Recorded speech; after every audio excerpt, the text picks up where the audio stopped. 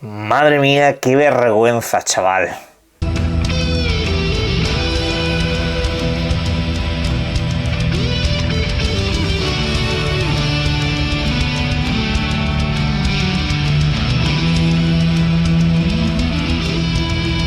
Buenas, sí señores, en la industria del videojuego hay demasiadas cosas, diría yo, que son absolutamente inexplicables, pero una de ellas es, sin lugar a dudas, la compra de Bungie por parte de Sony PlayStation. El nivel de vergüenza ajena al que se ha llegado durante las últimas horas va a tener aquí un espacio dedicado y lo vamos a comentar absolutamente todo. Pero también tenemos otras muchas noticias de videojuegos de las que hablar, como por ejemplo la hoja de ruta que han presentado dos títulos que a mí en lo personal me han gustado muchísimo este año. Uno de ellos es de Obsidian, Abowed, que nos ha dejado caer qué es lo que va a tener durante los próximos meses. Otro es The First Berserker Kazan, un videojuego que parece no le ha ido muy bien, no ha cumplido las expectativas, pero bueno, igualmente todo eso tiene matices, ¿no? Lo vamos a comentar también en este vídeo, al igual que el estreno de Doom The Dark Ages, que al fin y al cabo pues parece que tampoco ha cumplido muchas expectativas en determinados stores. Ahora recalco, vamos a ir con toda la información posible, pero para finiquitar también tenemos a Nintendo Switch 2 y el Eternal Skate Cards, que sigue dando todavía alguna que otra vuelta. Pero bueno, no demoramos más, porque además de todo tenemos que hablar de otro par de títulos. Uno de ellos es este que estáis viendo ahora mismo en pantalla, y no se trata del Mario Kart, aunque sí que manejamos coches y nos pegamos hostias entre nosotros. Se trata de Warhammer 40.000 Speed Freaks, videojuego que se lanzó durante el año pasado en acceso anticipado para el mundo de la PC Gaming. Seguramente muchos no lo tenéis fichado, pero existe. Este videojuego pues finalmente saldrá durante el próximo 22 de mayo en una edición normal. El videojuego parece que no va a ser free to play como se estaba viendo venir o como se había comentado, no, sino que tendrá un lanzamiento posiblemente a precio reducido, y además de todo también nos han comentado que lo que son los micropagos previstos para este lanzamiento finalmente van a ser DLCs tradicionales, o sea que no habrá microtransacciones por aquí y por allá, sino que habrá contenidos extra como cualquier otro DLC que lancen al mercado. Y esto recalco que de momento solamente será para PC. En el mundo de las videoconsolas no hay anuncio previsto, al menos por ahora. Y también tenemos la fecha de otro videojuego muy interesante para muchos de vosotros. Se trata de Lost in Random The Eternal Die, un videojuego que finalmente estará disponible durante el próximo 17 de junio, tanto para Xbox Series X y S como para PlayStation 5, Nintendo Switch, la actual Nintendo Switch, y también para el mundo de la PC Gaming. También tendremos a nuestra disposición este videojuego mediante el Xbox Game Pass día 1. La verdad que muy buena noticia en ese sentido, porque estos videojuegos me crean tendencias de amor y odio, porque en este caso no se trata de el Lost in Random que conocemos, no, se trata de una especie de spin-off que tiene más que ver con el estilo roguelike. Se ha convertido en una especie de Hades, ya sabéis, vista cenital, conseguir diferentes elementos para ir progresando, hacernos más fuertes y cada vez llegar más lejos. Esto pues la verdad que puede resultar muy divertido, esto la verdad que puede resultar muy frustrante para otros, y además de todo saldrá a precio reducido, 24,99, no está mal. De todas maneras, sobre este título tengo que haceros algún F5 más, principalmente porque será uno de los que aparezca en el vídeo de lanzamientos del mes de junio, también de primera tanda de Game Pass seguramente. Bueno, dicho lo cual, vamos a hablar del tema de Bungie. Hasta aquí la paz. Ahora tenemos que hablar de un escándalo monumental que se ha montado en torno a esta compañía. Por lo visto, para su nuevo videojuego, para ese Marathon, ese shooter de extracción que debería de salir durante el próximo mes de septiembre, y ahora digo el por qué debería de salir, pero ya veremos si lo hace, ha habido plagio. Y no es que hayan plagiado a Bungie con Marathon, no, sino que Bungie con Marathon ha plagiado a un artista que por lo visto tiene unas obras del año 2017 o por ahí, en las cuales pues se han basado para muchos aspectos del videojuego, y bueno, algo más que basado, algunas cosas directamente son copias descaradas. Lo ha estado publicando así por las redes sociales y bueno, básicamente los ha puesto a caer de un burro, ¿no? Y en fin, Pues esto ha montado un escándalo que creo que ya es lo más bajo que ha caído Bungie en mucho tiempo, y no es que no haya tenido malos momentos, o sea, es una detrás de otra lo de esta compañía. Ya directamente plagiar a un artista al que básicamente le podías haber pagado en un momento determinado, no te iba a salir caro, eres Bungie, te acabas de comprar PlayStation, no sé, tienes medios para que tu videojuego se financie de una manera espectacular, y además de todo, si quieres utilizar el arte de otro, lo dicho, mínimo págale una retribución. Eso no ha sucedido, eso no ha pasado. Me recuerda esto una barbaridad a la que se lió en su momento con el The Last of Us 2, si no recuerdo mal, y la banda sonora que también le habían copiado un artista, y esta gente se fue por los cerros de Úbeda. En serio, ¿quién maldita sea lleva el control ahí sobre este tipo de cosas con una compañía tan grande detrás? Porque sí, esto de rebote a Sony es para preguntarle, oye, ¿de qué ha servido la compra de Bungie? De verdad, qué porquería de compra la de Bungie. ¿Algo ha salido bien en esta compra? Lo que sea, una sola cosa que diga desde que se compró Bungie, pues mira, se ha mejorado esto, esto y lo otro. No, tu mejor multijugador te lo ha hecho una compañía que no es Bungie, y que por suerte no fue supervisada por Bungie, que es Arrowhead, que ya de por sí dicen que quieren ir un poco más a su bola. Pero el punto es ese, ha llegado esta gente y te ha dicho, mira, cancela el de las facciones, o bueno, te recomendamos que esto no tires para adelante porque vas a necesitar mucho contenido y tal. El otro, no sé cuántos videojuegos cancelados, incluso algún estudio cerrado. Pero eso sí, para Concord hubo visto bueno. Por lo visto ese videojuego sí podría cumplir las expectativas de Sony PlayStation. El mayor fracaso de su historia, con el beneplácito de esta gente a los cuales contrataron para dar el visto bueno a título multijugador, ayudarles en ese tipo de experiencias, y dices, pero tío, vamos a ver, ¿cómo ha conseguido esta gente cancelar un videojuego de Naughty Dog y aprobar Concord?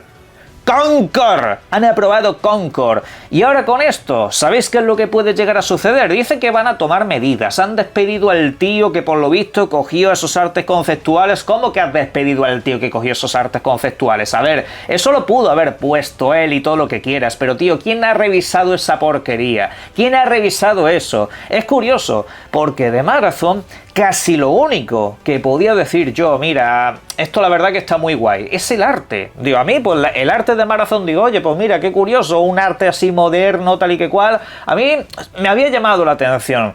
Pero resulta que eso es un plagio. Resulta que eso es un plagio de un artista externo al cual no le has pagado absolutamente nada. De verdad, qué basura. Y lo dicho, vamos a ver dónde acaba el videojuego. Vamos a ver si no tienen que resetear un mogollón de cosas, o si finalmente van a fixear alguna movida por aquí y por allá en términos de arte conceptual para tapar un poco cuatro cosas que lo relacionen con este artista, y ya está, que el resto por tecnicismo digan, no, es que este arte ya es nuestro, porque bla, bla, bla, bla, bla. Esto es una maldita vergüenza. Ayer estaban conectados en un chat y se le estaban quedando unas caras de todo lo que le estaba diciendo la gente, y los de Bungie, bueno, alguno que seguramente no tiene mucha culpa, diciendo sí, vamos a poner soluciones, vamos a poner medidas, o sea, es que es un desastre. Es un maldito desastre. Media compañía despedida, media Bungie ya a tomar por saco. Acabaron mal hasta, tío, hace años. Es que Bungie es que siempre ha sido así desde hace ya muchísimo tiempo. Desde que terminaron con Halo, es que es un no parar de desastres. Hasta despidieron al que hizo la banda sonora mítica de Halo. Si es que no tiene sentido, pero en fin, lo dicho, un desastre. Este videojuego ya os digo yo que sí. Si no es mi estilo de juego ahora, ni me pienso acercar después de todo esto. ¡Qué vergüenza, chaval! Pero en fin, vamos a cambiar de tercio, vamos a ir con noticias un poco más amables. Por ejemplo, las actualizaciones para About, el último videojuego de Obsidian, título que precede pues al lanzamiento de The Outer Worlds 2, que llegará a finales de este mismo año, el cual va a tener su espacio dedicado en el evento de Xbox este mes de junio. Y bueno, ¿qué es lo que pasa con About? Pues que su hoja de ruta nos ha dejado caer cosillas bastante interesantes para mejorar la experiencia jugable, y también tener incluso como adiciones cosas interesantes por aquí y por allá. Por ejemplo, se va a actualizar el modo seguro de aracnofobia, por si le tenéis miedo a las arañitas, que puede censurar eso de una manera más accesible. También habrá mejoras en la reactividad de mundo para que todo sea un poco más orgánico. Sí que es cierto que en About le pasa lo mismo que otros videojuegos en un Unreal 5 da a veces la sensación de que el mundo está un poco muertete, ¿no? Pero eso, lo dicho, en actualizaciones que van a llegar lo van a mejorar. También, por ejemplo, habrá ajustes de economía, botín, mejoras en lo que es la interfaz, tal y que cual, para que todo sea infinitamente más intuitivo. Además de eso, también hay algo muy interesante, por ejemplo, soporte para teclado y ratón en Xbox. Esto es algo que demanda mucha comunidad y que de hecho yo creo que debería de implementarse para prácticamente todos los videojuegos propios, sobre todo porque todos con el Play Anywhere están disponibles en PC. Pero eso, habrá soporte para la entrada de teclado y ratón. También habrá incluso cambios en lo que es la experiencia jugable, como que por ejemplo ahora podrás hacer pasar el tiempo, cambiar el ciclo día y noche a tu gusto, no simplemente tener que esperar andando por ahí, no, ahora cuando te metas en el campamento podrás elegir si te despiertas en el día, si te despiertas en la noche, cosa a la cual, repito, pues estaba solicitando la comunidad, es un elemento muy habitual en los RPG occidentales. También llega el soporte para DLSS de Nvidia y muchas cosas más a futuro. Quién sabe si DLC, además que tiene que portearse a Web para nuevas videoconsolas y tal, como está haciendo Xbox con básicamente todos sus videojuegos. Todavía le queda recorrido y seguir creciendo. Pero ahora vamos a hablar del último videojuego precisamente de Xbox, de Doom The Dark Ages, un videojuego el cual reseñaré seguramente durante el día de mañana si no pasa nada. Dejaré el análisis por aquí completo como siempre, sin ninguna clase de spoiler, aunque bueno, Doom, spoiler es básicamente esos son los spoilers, pero en fin. Llevo jugando este videojuego desde principios de semana, un poquito antes, realmente veces de España ya me dio el acceso anticipado, tal y que cual, y bueno, muchísimas gracias desde aquí, tuve todo el tiempo del mundo para disfrutarlo, y bueno, lo dicho, ya mañana os comentaré lo que pueda, pero ahora brevemente también quiero hablaros de esto. El juego en Steam ha pasado muy de puntillas, las cifras la verdad que me sorprenden y para mal, porque ha tenido un pico máximo de 30.000 jugadores simultáneos en su estreno. Veremos a ver si hoy, sábado, quizá mañana domingo sube un poquito más de eso, pero yo lo veo bastante decepcionante para ser Doom, una licencia tan asentada, una licencia tan potente, un juego tan bien presentado, no sé, es que Semon, es que ha salido en Game Pass, ya, Expedition 33 también, y tuvo 7 veces más jugadores que este juego, o sea, ha sido una burrada. Y es una nueva licencia, es una nueva IP, el Expedition, ¿eh? Y el rol por turno no es que esté en su momento más álgido de popularidad. Juegos como Metaphor y demás tampoco es que llegasen mucho más lejos, ¿no? Pero fijaros que Doom, con todo el marketing que ha tenido y el nombre que lleva, pues la verdad que a mí 30.000 jugadores se me antoja bastante pequeño, incluso saliendo en Game Pass. Otros videojuegos como Starfield y tal salieron en Game Pass y 300.000 jugadores, 300.000 jugadores tuvo Starfield en Steam de manera simultánea. Lo dicho, veremos a ver, pero desde luego aquí hay muchas cosas que comentar. Y precisamente vamos a hablar de otro videojuego que al menos nos han dicho que no ha cumplido las expectativas. Se trata del videojuego que estáis viendo ahora mismo en pantalla, The First Berserker Kazan. Un título que os digo, si os gustan los videojuegos tipo Souls-like, no podéis dejar pasar. Es un auténtico juegarral, es una viciada enorme. Pero por lo visto no ha terminado de calar en el público. Han pasado aquí muchos factores. El primero, una mala fecha de lanzamiento, demasiado pegado a otros videojuegos, prácticamente sin marketing, después de los de Game Awards es como que no se supo absolutamente nada hasta el lanzamiento, etcétera, etcétera, etcétera. Pero os lo recomiendo un montón. Ellos han comentado que las expectativas no han sido cumplidas, pero que sin embargo consideran un éxito haber dado este paso. Quieren expandir el universo Dungeon and Fighter a más audiencia y por supuesto hacer más tipo de videojuegos, porque sí, The First Berserker Kazan pertenece a una IP que tiene ya como 20 años. Esto muchos no lo sabíamos, pero bueno, ahí está. El punto es que han añadido igualmente mucho contenido extra. Han actualizado el videojuego no solamente para lo típico de fixear determinadas cosas, sino que además han incluido movidas nuevas, como por ejemplo un desafío definitivo para enfrentarte a los jefes con nuevas modalidades y, digamos, un poco más tochados incluso. Pero lo más interesante es que han añadido también un modo que es el derramamiento de sangre del Berserker, una especie de modo roguelike, aunque el videojuego ya tiene estos condicionantes, pero más específico, donde lo que tienes que hacer es ir haciendo más fuerte a tu personaje hasta llegar al boss final, y todo ello pues si estás derrotado tienes que volver al principio, ¿no?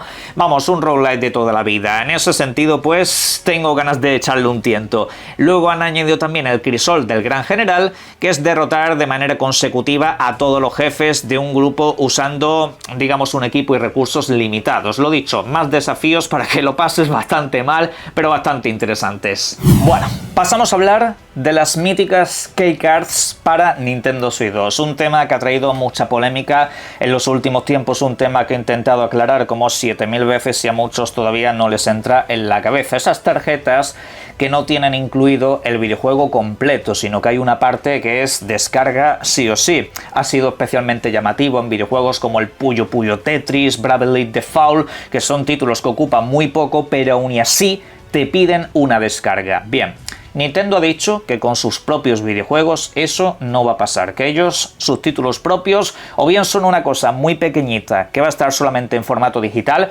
Creo que el juego el juego de las instrucciones, básicamente eso, lo que tenía que ser una demo gratuita, eso creo que será solo digital, pero sus videojuegos completos, los videojuegos cánones de Nintendo, eso van a venir todos en el cartucho. Al menos así lo han dejado caer, que ellos no tienen planes de utilizar las keycards para nada, todo en cartucho. Esto, como os he comentado 1000 veces, es lo que tenemos que diferenciar. Una cosa es que para Nintendo Switch 2 las third parties saquen videojuegos con keycard, y otra cosa es que eso sea responsabilidad de Nintendo. No, de Nintendo solamente podemos decir con sus propios videojuegos, y los suyos vienen en cartucho, eso lo están haciendo bien. El resto han tenido una serie de opciones. La primera, formato digital, directamente subir tu videojuego a la Store, ya está. Sobre todo le viene bien a los indies, que no se pueden permitir tanto. Luego tienes la keycard, que es la opción por la que están apostando la mayoría de third parties, simplemente por ahorrarse pasta, porque también tienen la opción del cartucho 64 GB. Eso lo ha cogido CD Projekt, ha metido el Cyberpunk 2077 ahí y poco más. El resto se están ahorrando los cuartos. ¿Pueden pareceros opciones limitadas? Puede serlo, pero tío, Square, ni más ni menos que Electronic Arts, que tienen dinero para hacerlo, no quieren. A Nintendo realmente lo que sí se le puede echar en cara es el tema de las actualizaciones de pago para muchos de sus videojuegos, o la dependencia de estar suscrito al Nintendo Switch Online en otros, pero el punto es que hay varios videojuegos que han confirmado que serán completamente gratis en cuanto a actualizaciones y mejoras. Han confirmado Zelda Link's Awakening, han confirmado Super Mario 3D World, también el Zelda Echoes of Wisdom, el Pokémon Scarlet and Violet, también han confirmado el Super Mario Bros. U Deluxe, y también incluso el ARMS o Capitán Toad. No son todos los videojuegos, pero sí una buena selección, que de hecho van a tener mejoras a 60 frames por segundo, resoluciones 4K, compatibilidad HDR, o sea, va a haber varios videojuegos que se van a librar de esa quema y sin necesidad de pagar absolutamente nada, los tendréis bastante mejorados. Ojalá que a futuro todavía anuncien unos cuantos más. Pero bueno, sobre esto y todo lo demás en la caja de comentarios podéis dejar lo que serían vuestras opiniones, y por supuesto les invito a que disfruten mucho de los videojuegos. Un saludo.